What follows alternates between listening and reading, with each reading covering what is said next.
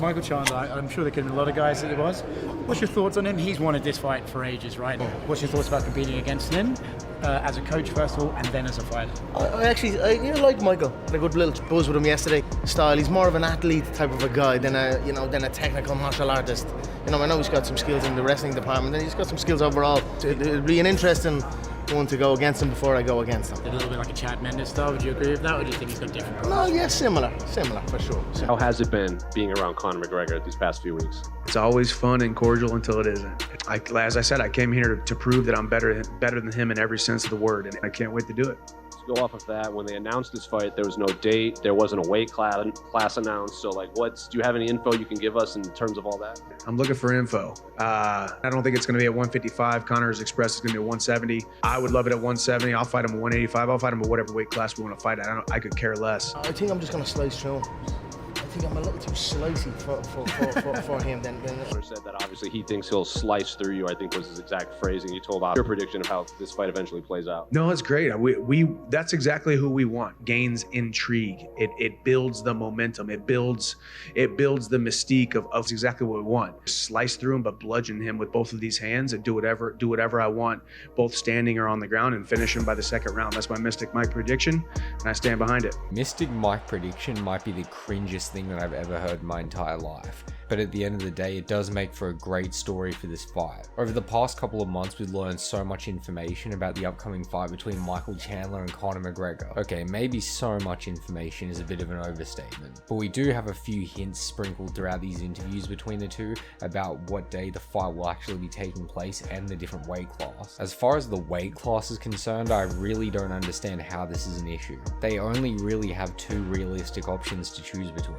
There's the 155-pound division, where it's most likely this fight will take place, or the 170-pound division, where it's really most likely going to take place. Because you see, 155 is where both fighters are ranked, so it would make the most sense for them to fight there, given that that's where their title path is going to be on. But that's where this gets interesting, because I think even these guys know that they're probably not going to be fighting for titles anytime soon. Now look, I don't think it's fair to say that either one are on a sharp decline. I really don't think either guy's fall has been as hectic as some fans like to make it out to be. They've both lost to some top contenders and no doubt can probably make it back to the title picture given a realistic enough path.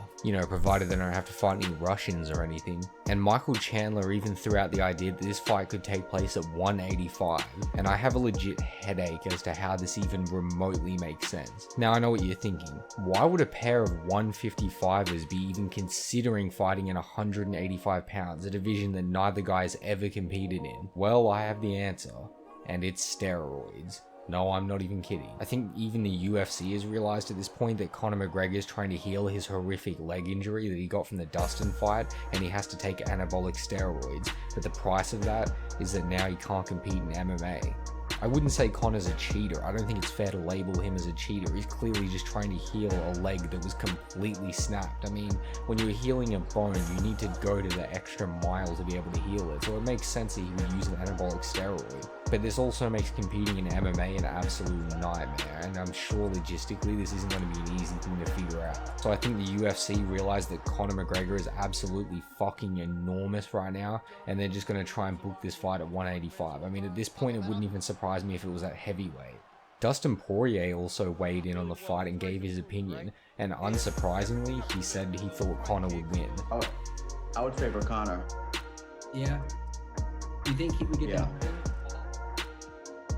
Chandler's very hittable. Conor's timing, we'll see with the layoff too might be a big factor for Conor.